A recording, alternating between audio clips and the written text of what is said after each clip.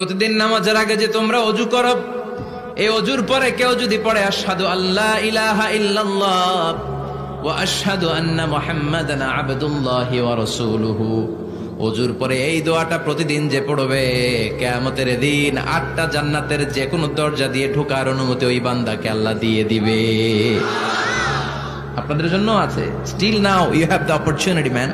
এই সুযোগ, চান্স আপনার জন্য আছে। ছোট্ট আমল, প্রতিদিন ওযু তো করাই লাগে নামাজের জন্য।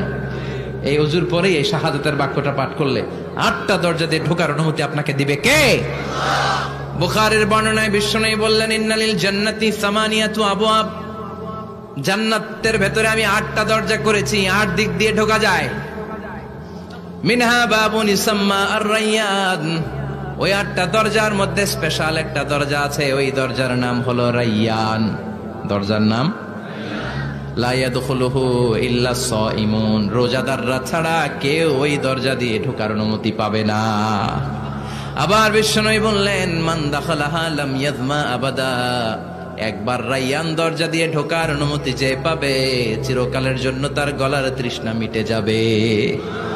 এই যে রোজা রেখে সারাদিন আপনি কিছু খান নাই, পান করেন নাই, এটার প্রতিফল হিসেবে আল্লাহ তাআলা আপনার রায়্যান দিয়ে ঢুকাই দিবে। আর ওটা দিয়ে ঢুকলেই তৃষ্ণা থাকবে না আর। সুবহানাল্লাহ। বাড়িতে যেয়ে বললেন, আওয়াজ করে পড়তে।